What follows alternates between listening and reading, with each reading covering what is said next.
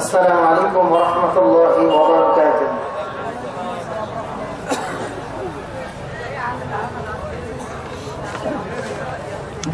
আপনারা মন খারাপ করছেন?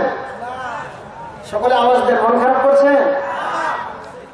আপনারা সকলে ভালো আছেন? আপনারা ওয়াজ শুনবেন তো নাকি? বলুন ইনশাআল্লাহ। খুব অল্প সময় আলোচনা হবে, মাহফিল আলোচনা করার কোনো সময় আর নেই। এরপর খুব সংক্ষিপ্ত পরিসরে আলোচনা হবে, আমরা সামান্য সময় শুনবো। বলুন ইনশাআল্লাহ। নাহমাদুহু ওয়া নুসাল্লি আলা রাসূলিহিল কারীম। আম্মা বা'দু ফাআউযু বিল্লাহি মিনাশ শাইতানির রাজীম। বিসমিল্লাহির রাহমানির রাহিম। ওয়ালা তাহিনু ওয়ালা তাহজানু ওয়া আনতুমুল আ'লাউনা ইন কুনতুম মুমিনিন। وقال النبي صلى الله عليه وسلم إن الله يرفع بهذا الكتاب أقواما ويضع به آخرين. صدق الله المولانا العظيم وصدق رسوله النبي الأمي الكريم ونحن على ذلك من الشاهدين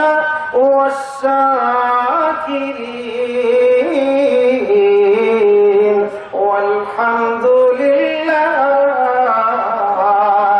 رب العالمين.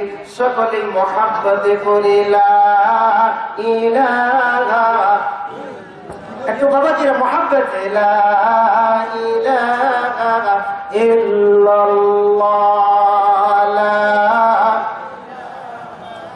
ইল্লাল্লাহ, লা ইলাহা।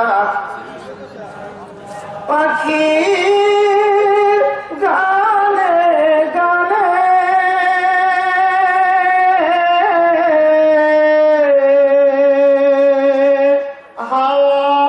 হাওয়ার তানে তানে আল্লাহ নামের গান শোনা যায়।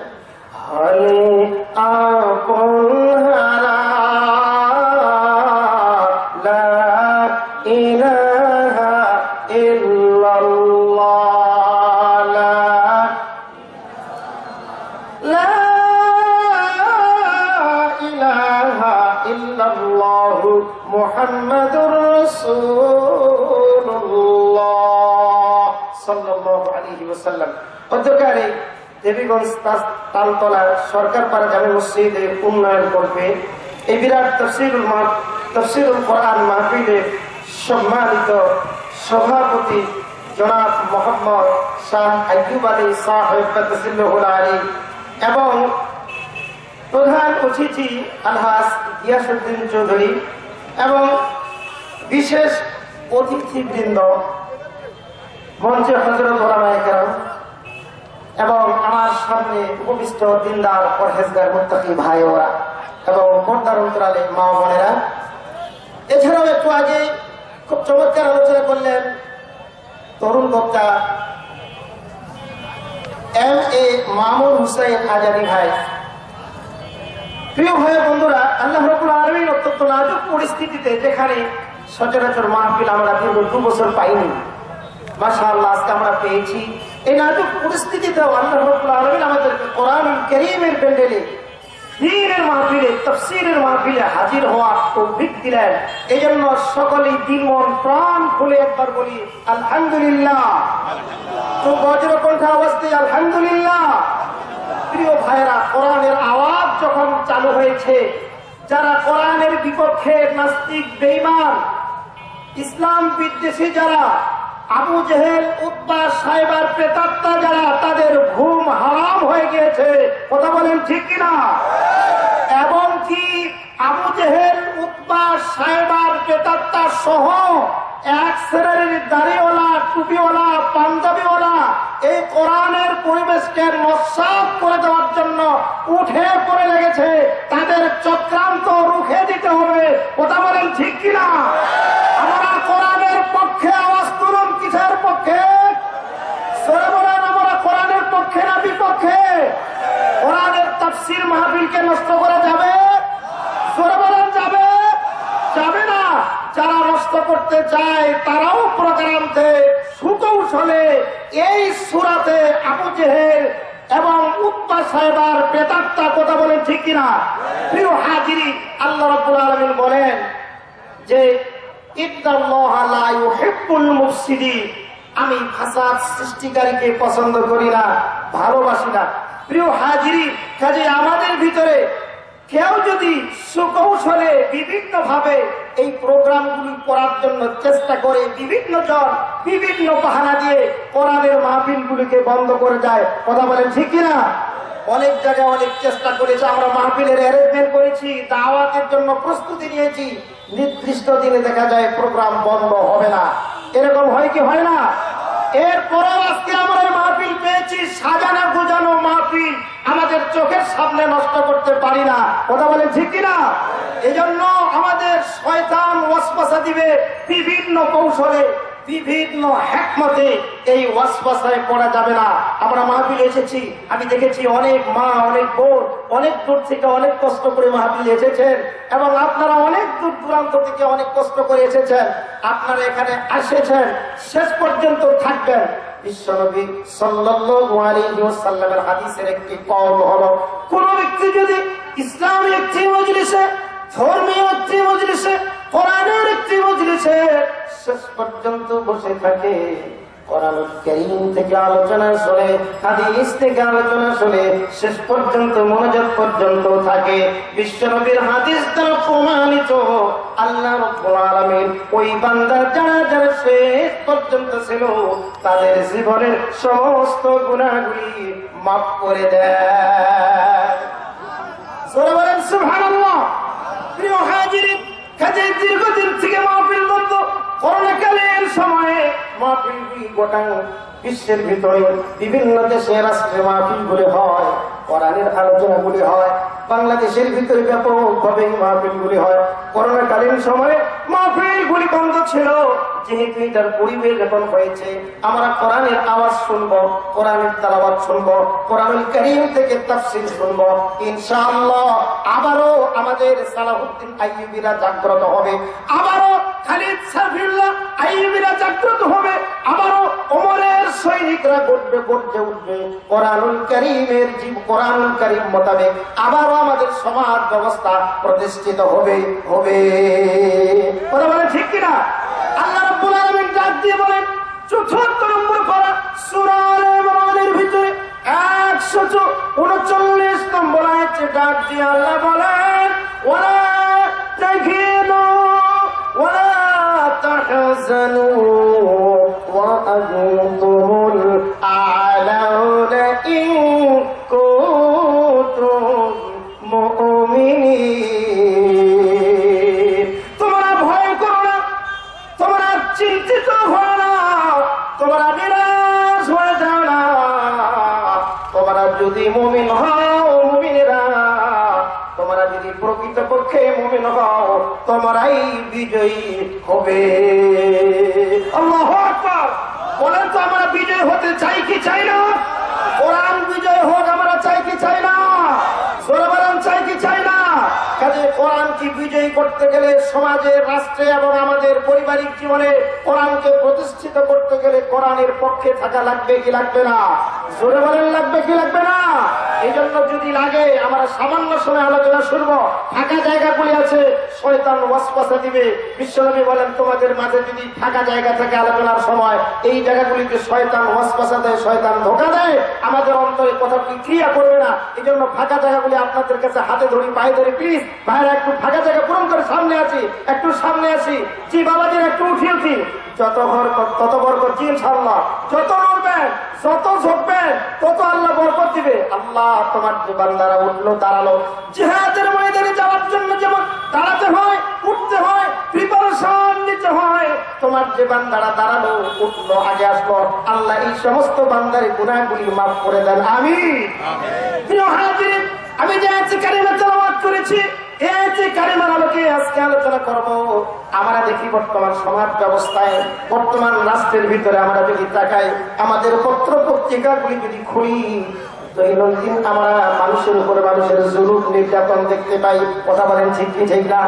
শুধু জুলুম আর জুলুম, অত্যাচার অত্যাচার, নিপীড়ন আর নিপীড়ন, এত জুলুম, এত অত্যাচার, এত নিপীড়ন। এই জুলুম অত্যাচারের ভিতরে যে ঈমানকে নিয়ে ঠিক মতো বেঁচে থাকবে, টিকে থাকবে, ভয় খাবে না, ঘাবড়ায় যাবে না এবং চিন্তিত হবে না, দুশ্চিন্তায় পড়বে না, আল্লাহ অবশ্যই তাদেরকে বিজয়ী করবে। বলুন আল্লাহু আকবার। প্রিয় হাজিরিন, সমাজের ভিতরে শুধু জুলুম আর জুলুম, রাষ্ট্রের ভিতরে জুলুম আর জুলুম। আমরা আজকে পত্রিকা খুললে দেখতে পাই ভাই ভাইয়ের উপরে জুলুম করে। কথা বলেন ঠিক কি ঠিক না? ভাই ভাইয়ের উপরে জুলুম করে। যেই ভাই একটু ভালো বোঝে, ওই ভাই সরল সহজ, যেই ভাইটা একটু কম বুঝে, জমি জায়গায় তাকে ঠকায়। কথা বলেন ঠিক কি ঠিক না? এবং কি পিতা পুত্রের উপরে জুলুম করে। দেখা যায় মিরাসি সূত্রে কোরআনুল কারীমের বন্টন অনুযায়ী সবগুলি সন্তান সমানভাবে বন্টন পাবে, সম্পদ পাবে। কথা বলেন ঠিক কিনা? কিন্তু কোন পিতা মৃত্যুর আগে একজন সন্তানের রসায়নে পড়ে, একজন সন্তানের কান মন্ত্র শোনার কারণে বাবা ওই সন্তানকে প্রায় অধিকাংশ জমিগুলো লিখে দেয়। কথা বলেন ঠিক কি ঠিক না? আবার অনেক সময় দেখা যায় চাচা ভাতিজার উপরে জুলুম করে। নিজের চাচা ভাতিজা অর্থাৎ নিজের ভাইয়ের সম্পত্তিগুলি কুক্ষিগত করে নিজেদের ভাতিজাগুলোকে, এতিম ভাতিজাদেরকে পথের ভিখারি পর্যন্ত বানিয়ে দেয়। কথা বলেন ঠিক কি ঠিক না?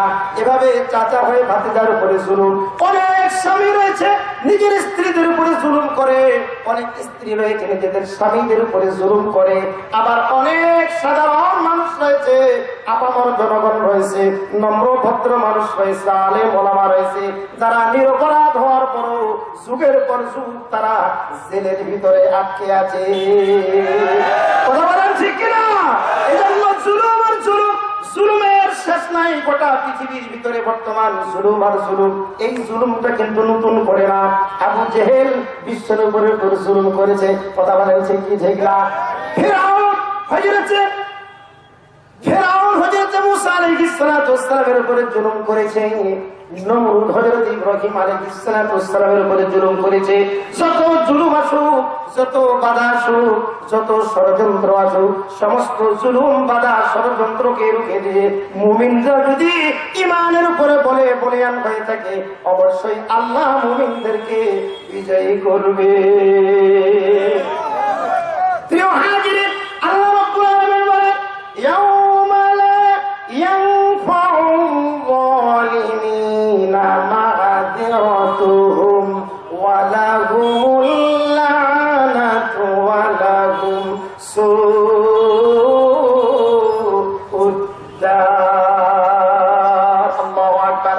আল্লাহ বলেন যারা জালেম, যারা মানুষের উপরে জুলুম করে, এদের কোন ওজর আপত্তি কিয়ামতের ময়দানে গৃহীত হবে না। তাদের কোন ওজর আপত্তি, কোন ধরনের খোরা যুক্তি কিয়ামতের ময়দানে শোনা হবে না। এবং ওয়ালাহুমুল লা'না, যারা জুলুম করে, মানুষের উপরে জুলুম করে, অত্যাচার করে, আল্লাহ রাব্বুল আলামিন তাদের উপরে লানত বর্ষণ করেন। আল্লাহু আকবার। এবং ওয়ালাহুম সুউদ দার। আল্লাহ বলেন যারা জালেম, যারা নিরপরাধ মানুষের উপরে জুলুম করে, যারা মানুষের উপরে জুলুম করে এদের আবাসস্থল হবে জাহান্নাম। বলেন তো জালেমের ঠিকানা কোথায়? সকলে বলেন কোথায়? আমরা কি জান্নাতি হইতে চাই না জাহান্নামী হতে চাই? সকলে বলেন কোথায় যাইতে চাই? জান্নাতি হতে গেলে সামান্য আলোচনা শুনে জান্নাতে যাওয়ার অনুপ্রেরণা তৈরি করতে হবে। আমরা এই সামান্য সময় বসে মনোযোগ দিয়ে আলোচনা শুনতে রাজি আছি তো ইনশাআল্লাহ? হাত তুলে লিল্লাহি তাকবীর, লিল্লাহি তাকবীর। হাত নামাই। প্রিয় হাজিরিন, আল্লাহ রাব্বুল আলামিন বিভিন্ন জায়গায় জালিমদের বিভিন্ন অত্যাচারের রূপরেখা, তাদের কি ভয়াবহ পরিণতি আমাদেরকে জানিয়ে দিয়েছেন। আল্লাহ রাব্বুল আলামিন এক জায়গায় বলেছেন, মাল যালিমিনা মিন হামিমিন ওয়ালা শাফিঈ ইউতা। আল্লাহু আকবার। আল্লাহ বলেন, যারা জালেম তাদের কোনো বন্ধু নাই, তাদের কোনো সুপারিশকারী নাই যে তার সুপারিশ করতে পারে। অর্থাৎ যারা জালেম নিশ্চিতভাবে তারা জাহান্নামের অধিবাসী হবে। আল্লাহু আকবার। জালেমদের পরিণতিটা কি একটু ভালো করে আমার সামনে যদি একটু শ্রবণ করি বুঝতে পারবো। তবে এই জুলুম অত্যাচারের ভিতরে টিকে থাকা লাগবে।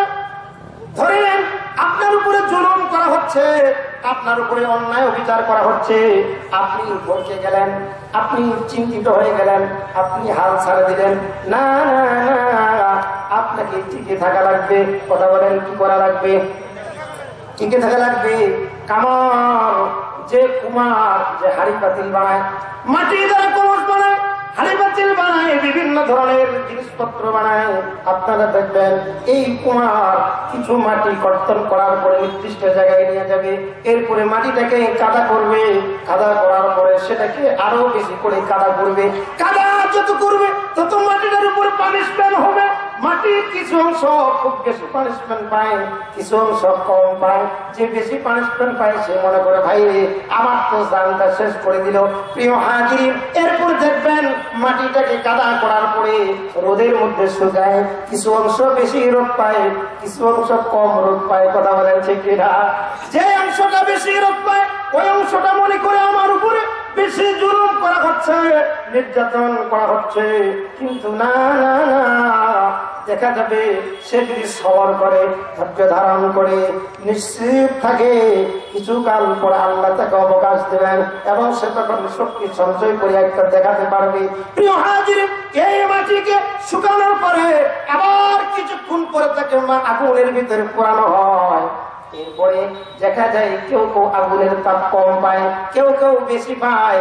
যে ব্যক্তি যেই মাটিটা কম তাপ পায় সে মনে করে বেঁচে গেলাম, যে বেশি তাপ পায় সে মনে করে ভাই রে আমার উপরে শুধু নির্যাতন চালানো হচ্ছে বেশি।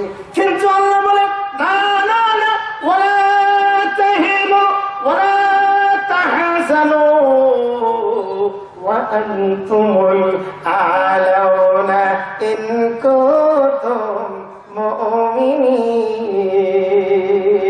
আমার বান্দারা, তোমরা বিপদ আপদে জুলুম নির্যাতনের সময় তোমরা ভয় খাও না, দুশ্চিন্তা করো না, মনোবল হারায়ও না, ভেঙ্গে পড়ো না। তোমরাই সফল হবে, বিজয়ী হবে, তবে তোমরা যদি মুমিন হও। আল্লাহু আকবার। প্রিয় হাজির, এই মাটিকে যখন আগুনের মধ্যে দেওয়া হলো, কেউ কম আগুন পায়, কেউ বেশি আগুন পায়। যে বেশি আগুন পায় সে মনে করে আমার উপরে বোধহয় অত্যাচারটা বেশি চালানো হচ্ছে। না না না, এরপরে নির্দিষ্ট সময় নির্দিষ্ট মানে কেউ কলম হয়, কেউ হাড়ি হয়, কেউ পাতিল হয়, কেউ সুন্দর ফুলদানি হয়। কথা বলেন ঠিক কিনা?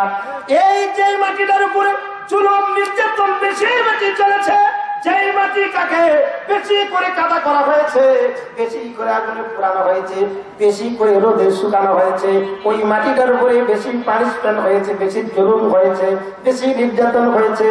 ওই মাটি দ্বারা যে আসবাবটা তৈরি হয়েছে, বাজারের মধ্যে যাওয়ার পরে ওই মাটির পাত্রটার দাম বেড়ে গিয়েছে। কথা বলে ঠিক কিনা? প্রিয় হাজির, ওই মাটিটার দাম এমন বেড়ে গিয়েছে, ধরে নেন একটা ফুলদানি, বড় করে একটা ফুলদানি মাটি দিয়ে বানানো হয়েছে, এরপরে সেটা বাজারে তোলা হয়েছে।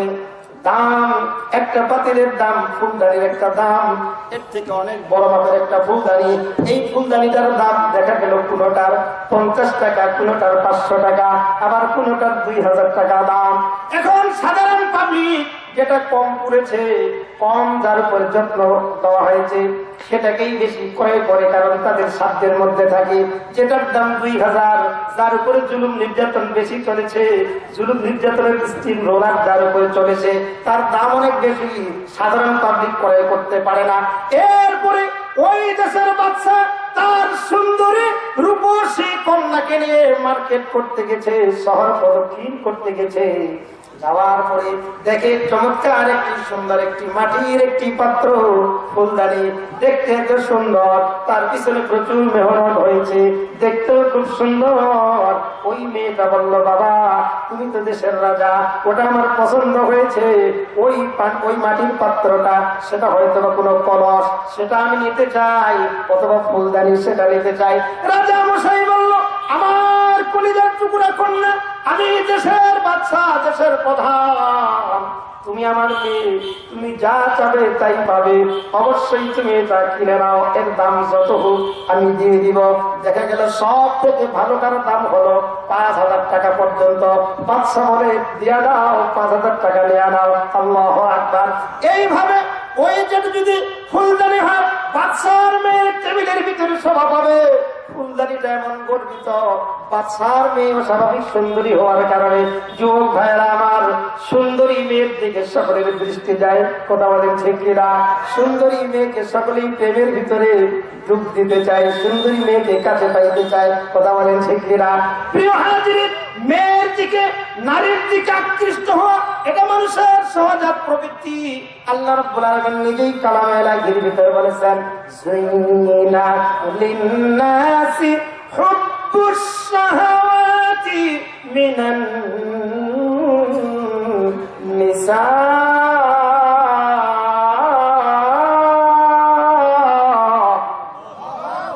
আল্লাহ বলেন, মানুষের জন্য কিছু আকর্ষণীয় জিনিস আমি সৃষ্টি করেছি।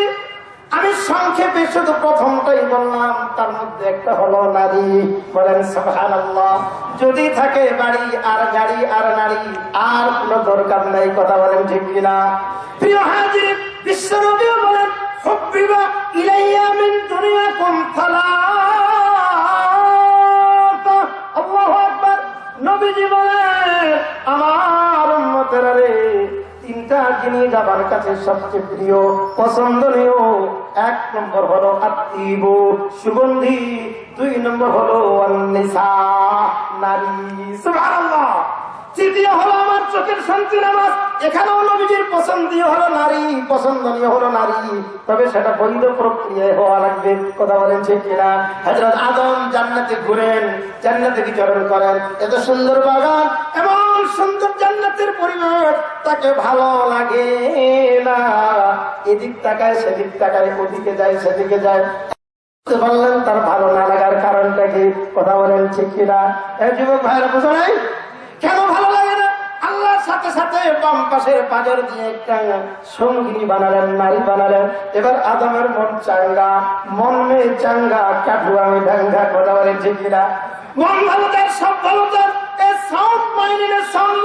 মন যদি ভালো থাকে, সব ভালো থাকে। যুবক ভাইয়েরা আওয়াজ দাও ঠিক কিনা? নারী যুবক ভাইদের বেশি পছন্দ, এটা পছন্দ হতেই পারে, তবে পছন্দটা বৈধ কাজে হওয়া লাগবে, কথা বলেন ঠিক কিনা? আপনি আদর করেন আপনার বোনকে, আপনার কন্যাকে, আপনার স্ত্রীকে, তবে যাকে থাকে না, ঠিক কিনা? প্রিয় হাজির, সুন্দরী কন্যা সবাই পেতে চায়। বাদশার মেয়ে অস্বাভাবিক সুন্দরী, বড় বড় বাদশার ছেলে পেলে রাখতে তার মেয়েকে বিয়ে করতে চায়। বড় বড় উজির নাজির, যারা বড় বড় মন্ত্রী মিনিস্টার, তাদের সন্তানেরা বাদশার মেয়েকে কাছে পাইতে চায়, কিন্তু পায় না।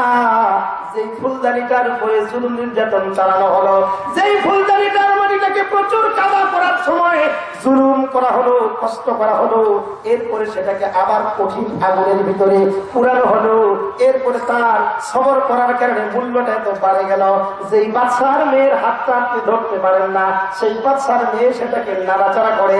যেই বাদশার কাদের ভিতরে, কোলের ভিতরে আপনি মাথা তাকাতে পারেন না। কলস হওয়ার কারণে ওই কলসটা বাদশার মেয়ে নদীর ঘাটের মধ্যে পানির ভেতরে ডুবাইয়া কাঙ্খের মধ্যে নিয়ে কমর হেলাই দিলাই হাঁটে। আল্লাহু আকবার। কথা যুবক ভাইরা বুঝতে পারছেন যে কলসটা মাটি দিয়ে বানানো হলো, তার উপরে জুলুম নির্যাতন চালানো হলো, সে টিকে থাকার কারণে, নষ্ট না হওয়ার কারণে, তার উপরে জুলুম নির্যাতন চালার পরও সে মনোবল না ভাঙ্গার কারণে আল্লাহ তাকে এত সম্মান করে দিলেন। বাদশার বাড়ির টেবিলের ভিতরে শোভা পায়, কখনো বাদশার মেয়ের কোলের ভিতরে, তার বুকের ভিতরে শোভা পায়। যেটা আপনি বাদশার মেয়ের কাছে হতে চান, তার সঙ্গে আপনার শরীরের পুরো অংশ টাচ করতে চান, কিন্তু পারেন না। কিন্তু এই যে মাটির একটি পাত্র কষ্ট জুলুম নির্যাতন সহ্য করার পরেও সে পরীক্ষায় পাশ করলো। পাশ করার কারণে আল্লাহ যেমন তাকে সম্মানিত করলেন, মুমিন বান্দাদেরকে আল্লাহ ডাক দিয়ে বলেন, আমার বান্দারা, আমার বান্দিরা, তোমাদের উপরে যত জুলুম আসুক, যত ঝড় আসুক, ঝাপটা আসুক, যত হামলা মামলা মোকদ্দমা আসুক না কেন, তোমরা যদি হকের উপরে থাকো, তোমরা টিকে থাকো, তোমরা ময়দানে থাকো, টিকে থাকো, ওয়ালা তাহিনু ওয়ালা তাহজানু, ভয় করো না, দুশ্চিন্তা করো না, আনতুমুল আলাউনা ইন কুনতুম মুমিনিন। তোমরা অবশ্যই বিজয়ী হবে, তবে শর্ত যদি তোমরা মুমিন হও। আল্লাহু আকবার। আমরা বিজয়ী হতে চাই কি চাই না? প্রকৃত মুমিন হতে চাই কি চাই না? চাই। কাজে এই মুমিন আমাদের হওয়া লাগবে। মুমিন কিভাবে হব, বিজয় আমাদের কিভাবে আমাদের হাতের মুঠে চলে আসবে, এই বিষয়ে সামান্য আলোচনা করব। প্রিয় হাজির, কাজেই বোঝা গেল সবর করা লাগবে, ধৈর্য ধরা লাগবে।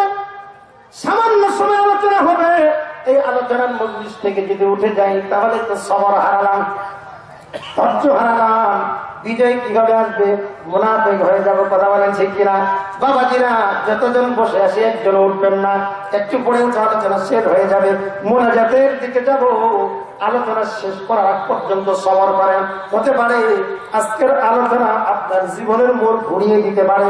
আপনি বিজয়ী দেশে এই দুনিয়া থেকে পারি হয়ে আখিরাতেও আপনি সফল হতে পারেন। জান্নাতের সনদটা আপনার হাতের ভিতরে চমকাতে পারে। তবে ধৈর্য ধরা হওয়া যাবে না, ধৈর্য হারা হওয়া যাবে না।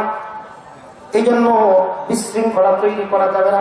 প্রিয় হাজির, বিপদ আপদ, পালা মুসিবত, জুলুম নির্যাতন সব সময় ছিল।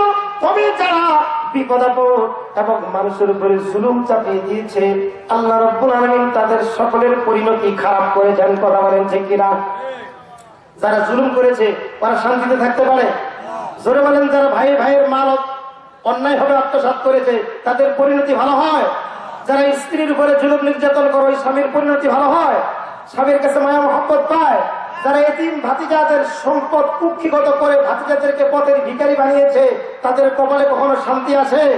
জোরে বলেন। যারা মানুষের উপরে গরিব অসহায় দিন মজুরদেরকে সুদের টাকা দিয়ে তাদের কাছ থেকে চড়া দামে সুদ নিয়ে যারা জুলুম করেছে তাদের পরিণতি কখনো ভালো হয়? ভালো হয় না।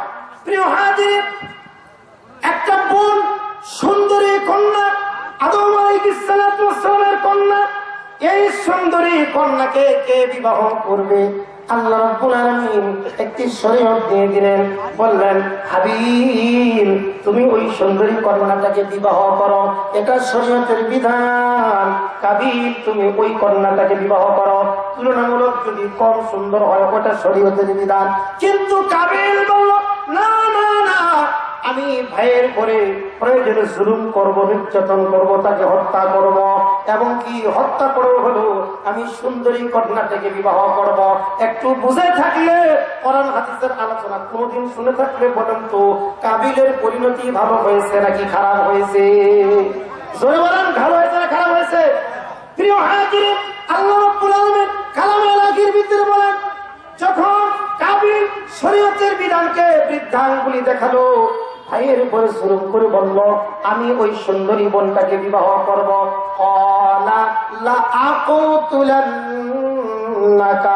এই জন্য হাবিল, প্রয়োজনে তোমাকে আমি হত্যা করবো। এই জন্য তোমার ওই সুন্দরী বোনটাকে আমি বিবাহ করব।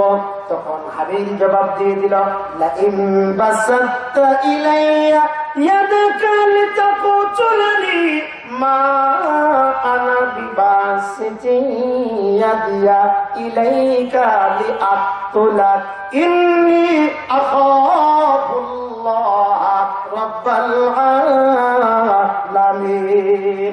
এ ভাই, আরে ভাই কাবিল, তুমি যদি হত্যা করার জন্য আমার দিকে হাতকে অগ্রসর করো, আমি হাবিল তোমাকে হত্যা করার জন্য আমার হাতকে অগ্রসর করব না। আল্লাহু আকবার। মুসলমানদের শিক্ষা এটা। আমরা মুসলমান, আমরা সন্ত্রাসী নই, আমরা জঙ্গি নই, আমরা কাউকে আঘাত করি না। যেমন হাবিল বলেছিল, তুমি আমাকে আঘাত করলো কিন্তু আমি তোমাকে আঘাত করব না। তুমি জানো না যে আঘাত করবে তার পরিণাম ভালো হবে না, সে জাহান্নামের অধিবাসী হবে। আল্লাহু আকবার। এজন্য কাবিলের পরিণতি কি হয়েছিল? কাবিল যখন হাবিলকে হত্যা করলো, ভাইয়ের উপরে জুলুম করলো, তখন শেষ পর্যন্ত হত্যা করার পরে আফসোস করতে লাগলো, হায় হায় নিজের ভাইকে হত্যা করলাম, এখন কি হবে? লাশটার কিভাবে শেষকৃত্য করতে হবে, কিভাবে কাফন দাফন করতে হয়, তখন পর্যন্ত পৃথিবীতে কেউ কাউকে হত্যা করে নাই, কেউ মারা যায় নাই, কিভাবে শেষ কাফন করতে হবে চিন্তা করতে লাগলো। কোন কুল কিনারা খুঁজে পায় না। শরীয়তে তখন পর্যন্ত বিধানও ছিল না। আল্লাহ একটা কাককে পাঠিয়ে দিলেন, একটা কাক আরেকটা মৃত কাকের জন্য কিভাবে দাফন করবে সেটা কাবিলের সামনে পেশ করলো। কাবিল দেখলো একটা কাক মৃত কাকের জন্য একটি ঠোঁট দিয়ে পা দিয়ে একটি গর্ত করলো। গর্ত করার পরে সেই কাকটাকে গর্তের ভিতরে পুঁতে ফেললো, মাটি ঢাকা দিয়ে দিল, এরপর চলে আসলো। সাথে সাথে কাবিল বুঝতে পারলো এই তো এইভাবে আমার ভাইকে ভাইয়ের কৃতকার্য শেষ কৃত্য করতে হবে, এভাবেই দাফন কাফন করতে হবে। কিন্তু এই চিন্তা করলো, হায় হায় শেষ পর্যন্ত একটা কাক যে একটা নিকৃষ্ট জাতি, যে হিংসুটে জাতি, কাকের উদাহরণ দাও মানুষ পছন্দ করে না। কাউকে যদি বলে কাউয়ার জাত, কথাকার মেজাজটা গরম হয়, কথা বলে ঠিক কিনা? কেউ যদি কাউকে বলে তুমি যে একটা কাউয়া, ওটা একটা কাউয়া, বলেন তো ওর মেজাজ গরম হবে কিনা? কাকের উদাহরণ দৃষ্টান্ত দিলে মানুষের মেজাজ গরম হয়ে যায়, গাধার দৃষ্টান্ত দিলে মানুষের মেজাজ গরম হয়ে যায়।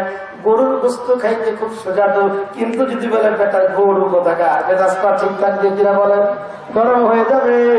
সাথে সাথে কাবিল বলতেছে, হায় হায় আমি তো শেষ পর্যন্ত কাউয়ার জাতি হয়ে গেলাম। আল্লাহু আকবার। যারা মানুষের উপরে জুলুম করে এরা তো প্রকৃতপক্ষে কাউয়ার জাত, কথা বলেন ঠিক কিনা? এই জন্য শেষ পর্যন্ত কাউয়ার জাত হয়ে নিজেকে কাউয়ার মতো নিকৃষ্ট মনে করে আফসোস করতে লাগলো। কালা ইয়া ওয়াইলাতা আ'জাজতু আন আকুনা মিথলা হাদাল গুরাবি ফাওয়ারিয়া সাওআতা আখি فأصبح من النادمين। الله أكبر। কাবিল আফসোস করে বলল, হ্যাঁ হ্যাঁ আমি একটা নিকৃষ্ট কাকের থেকেও নিকৃষ্ট হয়ে গেলাম। হ্যাঁ হ্যাঁ হত্যা করে কি করলাম, ভাইয়ের উপরে জুলুম করে কি করলাম। হাহুতাশ করতে থাকে, মাথাটা হাতটাও হয়ে গেল, তার কাজ ছিঁড়ে গেল, হাত মেন্টাল হয়ে গেল, আধা পাগল অবস্থায় মৃত্যুবরণ করেছে। আল্লাহু আকবার। মানুষের উপরে জুলুম করলে, নির্যাতন করলে, অন্যায় করলে অবশ্যই এই পরিণতি ভালো হবে না, খারাপ হবে। মুসলমান কথা বলেন ঠিক কিনা? এটা হলো কাবিলের পরিণতি। এইরকম করে আরো পরিণতি খারাপ ছিল বিভিন্ন জনের। যেমন ফেরাউনের পরিণতিটা সংক্ষেপে বলি। ফেরাউন বলেছিল, আনা রাব্বুকুমুল আ'লা। হে মুসা তুমি কার দাওয়াত দাও? কিসের তোমার রব, কিসের তোমার খোদা? সব থেকে বড় খোদা হলাম আমি ফেরাউন, আমার থেকে বড় খোদা কেউ নাই। এবং কি অন্যত্র ফেরাউন বলছিল, আলাইসা লি মুলকু মিসর ওয়া আনহারু তাজরি মিন তাহতি। ফেরাউন বলেছিল, আমার দেশের জনগণ, তোমরা জানো আমি এই দেশের মালিক, গোটা পৃথিবীর মালিক, এবং আমার হুকুমে নদীর পানিগুলো প্রবাহিত হয়। বলেন নাউজুবিল্লাহ। কিন্তু ফেরাউন শেষ পরিণতি কি হয়েছিল? সে মানুষকে হত্যা করেছিল। ফেরাউনের যত বংশ ছিল প্রত্যেকে মিলে হত্যা করেছিল মুসা আলাইহিস সালাতু ওয়াস সালামের জাতিকে, বনী ইসরাঈলদেরকে হত্যা করেছিল, জুলুম করেছিল, নির্যাতন করেছিল। টুপিওয়ালা, দাড়িওয়ালা, মৌলবী, পাঞ্জাবিওয়ালা দেখলে তাদের উপরে জুলুম নির্যাতন বাড়িয়ে দিত। কথা বলেন ঠিক কিনা? সূরা কসসের ভিতরে আল্লাহ বলেন, ইযাবিহু আবনাকুম ওয়া ইউসতাহয়ুনা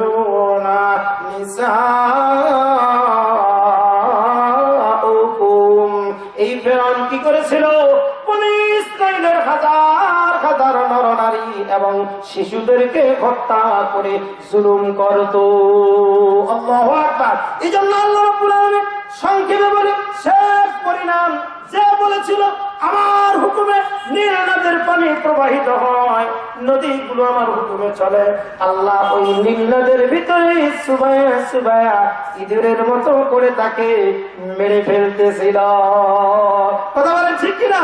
এই জন্য ফেরাউন শেষ পর্যন্ত আফসোস করে বলে, আমানতু আন্নাহু লা ইলাহা ইল্লাল্লাযী আমানাত বিহি বানু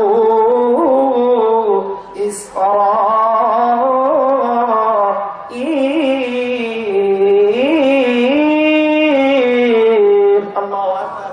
ফেরাউন বলল, যখন হাবুডুবু খায় মরতেছিল, ইঁদুরের মতো চুবাই চুবাই আল্লাহ মারতেছিল, তখন বলল, ও মুসা, তোমার বনী ইসরাঈল জাতি যেই রবের উপর ঈমান আনয়ন করেছে, যে আল্লাহর উপর ঈমান আনয়ন করেছে, আমি ফেরাউন ওই আল্লাহর উপর ঈমান আল্লাহ। আল্লাহু আকবার। এবং কোরআন বলতেছে, শুধু এটাই বলে নাই, বরং বলছে ওয়া আনা মিনাল মুসলিমিন। আল্লাহু আকবার। আল্লাহ, আমি এখন পুরোপুরি আত্মসমর্পণকারী মুসলমান হয়ে গেলাম। আল্লাহু আকবার। কিন্তু সে কি ইমানদার ছিল? জোরে বলেন, ইমানদার ছিল? আল্লাহ বলেন, লাউলা ইযা বালাগাতিল হুলকুম। আল্লাহু আকবার। মৃত্যু যখন হুলকুমের ভিতরে চলে আসবে, গড়গড় করতে থাকবে, মৃত্যু যখন আপনার সম্মুখে আসবে, আপনি যখন মালাকুল মউতকে দেখতে পাবেন, আপনার তওবা আর গ্রহণ হবে না। কথা বলে ঠিক কিনা? শেষ ফিনিশিং এসে হুজুর অনেক নির্যাতন করেছে, আমাকে মাফ করে দেয়ার। মৃত্যুর সময় আজরাইল যখন আসছে, তখন কিন্তু কাম হবে না। কথা বলে ঠিক কিনা? এজন্য যারা জুলুম করি, যারা নির্যাতন করি, ওই সমস্ত বাবাজিরা যারা সন্তানের উপরে জুলুম করেন, ওই সমস্ত বন্ধুরা আমার যারা ভাইয়ের জমি আত্মসাৎ করেন, ওই সমস্ত বাবাজিরা আমার যারা ভাতিজার জমি আত্মসাৎ করে ভাতিজাদেরকে পথের ভিখারি বানিয়েছেন, ওই সমস্ত যুবক ভাইরা আমার যারা যুবতী স্ত্রীদের উপরে জুলুম নির্যাতন করতে করতে স্ত্রীর চোখের পানিতে বালিশকে ভিজিয়ে বালিশটাকে, তুলার বালিশটাকে পানির বালিশে পরিণত করেছেন, ওই সমস্ত সমাজের মাতব্বর মোড়ল বা দায়িত্বশীল ব্যক্তিরা যারা সমাজের লোকদেরকে, নিরীহ লোকদেরকে, আমার জনগণের উপরে জুলুম নির্যাতন চালিয়েছেন, অবশ্যই সময় হলো এখনই ঠিক হয়ে যাক, না হলে জালিমের পরিণতি কিন্তু ভালো হয় না। কথা বলেন ঠিক কিনা? প্রিয় হাজির, আবু জেহেল জুলুম করেছিল বিশ্বনবীর উপরে। কথা বলেন ঠিক কিনা? এমন জুলুম করেছিল, বিশ্বনবী যখন নামাজ পড়তো বাইতুল্লাহর প্রাঙ্গণে, তখন উটের নারী বুড়িগুলি বিশ্বনবীর উপরে চাপিয়ে দিয়েছিল। এবং কি উতবা, এই পাষাণ্ড একদিন বিশ্বনবী বাইতুল্লাহর ভিতরে নামাজ পড়তেছে, বিশ্বনবী যখন সিজদার মধ্যে গেছেন, বলতে কষ্ট লাগে, বাবাজিরা আমার, এ আমার বাবাজিরা, কেন এত বেসবর হয়ে গেলে? কেন তুমি ধৈর্য হারা হয়ে গেলে? তোমার বিজয় ত্বরান্বিত তুমি কেন এখন ব্যর্থ হয়ে গেলে? কেন এত দ্রুত মাঠটা ছেড়ে দিলে? বিশ্বনবী নামাজের ভিতরে আছেন, সিজদার মধ্যে গিয়েছেন, উতবা এসে বিশ্বনবীর ঘাড়ের মধ্যে ডান পাটা চাপিয়ে দিলেন, আল্লাহু আকবার, এবং বাম পাটা জমিনে ডান পাটা দিয়ে বিশ্বনবীর ঘাড়ের মধ্যে চাপ দিয়ে যখন দলাদলি করতেছিল, আল্লাহর আরশে আজিম পর্যন্ত কেঁপে উঠেছিল, আল্লাহু আকবার। বিশ্বনবী ভেঙ্গে পড়েন নাই, বিশ্বনবী সহ্য করেছেন। বিশ্বনবী তাকে একটু বদদোয়া দিয়েছিলেন। এরপরে উতবা বিভিন্ন জায়গায় যখন যায়, ভয় করে বিশ্বনবী বদদোয়া দিয়েছেন, আমার জানটা নাকি বাঘে চিড়ে খাবে, আমার কলিজা নাকি বাঘে চিড়ে চিড়ে খাবে। এই জন্য উতবা কোথাও চাইত না, যদি কখনো চাইতো শত শত লোক তাকে পাহারা দিত। একদিন বাইরে একটি বাণিজ্য কাফেলার সাথে বেড়াতে গিয়েছিল, যেখানে কোনো জঙ্গল ছিল না, বন ছিল না, কিন্তু বিশ্বনবী তাকে বদদোয়া দেওয়ার কারণে ওই ব্যক্তি একটি খোলা প্রান্তরে যখন বিশ্রাম নেবেন, তখন কাফেলা